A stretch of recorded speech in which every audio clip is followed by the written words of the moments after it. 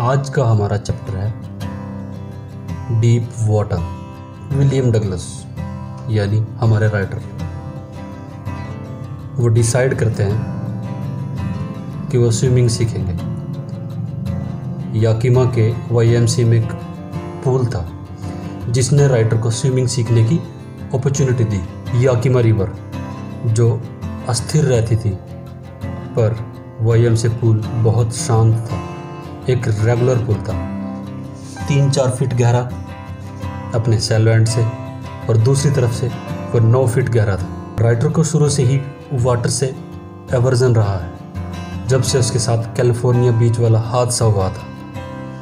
Writer and उसके father एक साथ सर्फिंग कर रहे थे, तभी एक बड़ी सी लहर उसे पानी में गिरा देती है और लहर उसके ऊपर से निकल जाती है।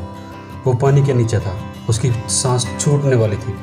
उस घटना के बाद राइटर के मन में टेरर सा घर कर जाता है, पर राइटर डिसाइड करता है कि वो स्विमिंग सीखेगा। वो YMCA पूल में स्विमिंग सीखना शुरू कर देता है, पर वहाँ भी एक मिस एडवेंचर यानी एक दुर्घटना हो जाती है। एक दिन वो पूल पर जाता है, वहाँ कोई नहीं था, वो अकेला था।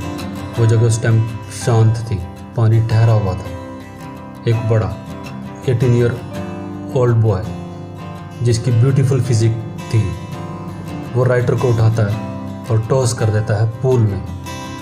वह पानी में सिटिंग पोजीशन में लैंड करता है और बॉटम की तरफ जाना शुरू कर देता है। राइटर फ्राइटन था जब बॉटम की तरफ जा रहा था, पर साथ ही प्लानिंग कर रहा था कि जब उसके पैर बॉटम पे टच होंगे वो एक किक करेगा, जंप लेगा और सरफेस पे आ जाएगा। ऐसा लग रहा था कि बॉटम तक जाने का रास्ता लंबा हो गया है। जो 9 फीट था, जो 9 फीट था, पर 90 से ज़्यादा लग रहा था। बॉटम को टच करने से पहले ही उसके लंग्स फटने वाले थे, पर जब वो वहाँ पहुँचा तो उसने सरफेस के लिए जंप किया अपनी सारी स्ट्रेंथ के साथ, पर वो धीरे धीरे ही सरफेस की तरफ बढ़ रहा था। उसने अपनी आंखें खोली, उसे येलो डर्टी वाटर के सिवाय कुछ नहीं दिखाई दिया। जब वो सरफेस पे पहुंचता है तो वो रोप को पकड़ने की ट्राई करता है, पर उसके हाथ बस वाटर ही आता है। वो सफोकेटिंग फील कर रहा था। उसने हेल्प के लिए चिल्लाने की कोशिश की, पर उसके मुंह से आवाज़ ही नहीं निकल रही थी। अब वो खुद को एक डेड वेट की तरह महसूस कर रहा था। अगेन वो नीचे जाना शुरू कर देता है, फिर से वो बॉटम की तरफ मूव करने लगता है। वो अपने ब्रीथ खोने वाला है, उसके लंग्स अब दर्द कर रहे हैं। अब उस पर बेहोशी सी छाने लगती है, पर ही रिमेंबर्ड, उसे याद था द स्ट्रैटेजी, और वो ये थी कि वो पानी में फ्लैट लेट जाएगा और अपने पैर और हाथों को पानी में स्ट्राइक करेगा और किनारे पे पहुंच जाएगा और फिर वो सेफ हो जाएगा। पर वो डाउन ही जाता जा रहा था बिना रुके।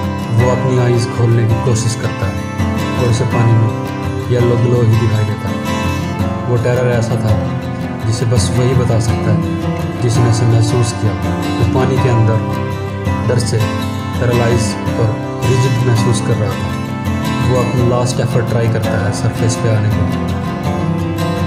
पर नथिंग हैपन।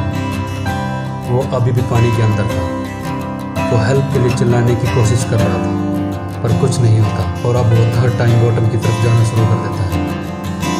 इस बार वो बाहर आने की कोशिश करना बंद कर देता है। अब वो रिलैक्स्ड फील कर रहा है। उसके ब्रेन में ब्लैकनेस चारों ओर फैल गई थी।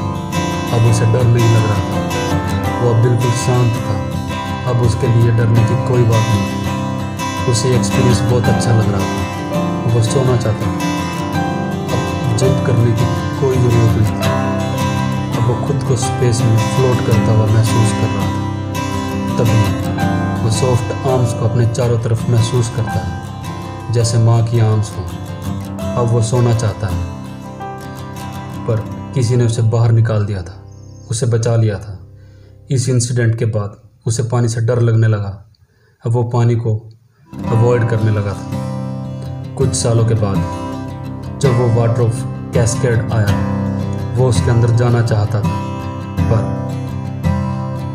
पर उसके अंदर के टेरर ने उसे सीज कर दिया। काफ़ी टाइम के बाद तक ये टेरर उसके साथ रहा। उसने कैनस में बैठकर लेक में फिशिंग करने की कोशिश की और न्यू हैम्पशायर और कोलंबिया गया फिशिंग के लिए, पर पानी के डरावने डर में उसका पीछा नहीं छोड़ा। उसने अपनी सारी ट्रिप बर्बाद कर दी। उसने इस डर से निकलने की बहुत कोशिश की पर नहीं निकल पाया। फाइनली वो डिसाइड करता है कि वो एक इंस्ट्रक्टर को हायर करेगा और स्विमिंग सीखेगा। आफ्टर प्रैक्टिसिंग ए लॉट वो स्विमिंग सीख जाता है। लगभग 6 मंथ लगे उसे ये सब सीखने में। जब उसने हर तरह के स्टाइल को प्रैक्टिस कर लिया, फाइनली वो न्यू हैम्पशायर की लेक पे जाता है और डाइव करता है। वो ट्रिक्स आइलैंड से 2 माइल तक स्विमिंग करके स्टम्प एक्ट आइलैंड तक पहुंच जाता है, जिसके बाद वो अपने डाउट्स को और क्लियर करने के लिए वेस्ट की तरफ जाता है और डाइव करता है लेक। उसे अक्रॉस पार करता है और फिर बैक आता है। अब वो किनारे पे पहुंच चुका है और वो खुशी से शाउट करता है क्योंकि उसने अपने पानी के फियर को कनकर कर लिया था।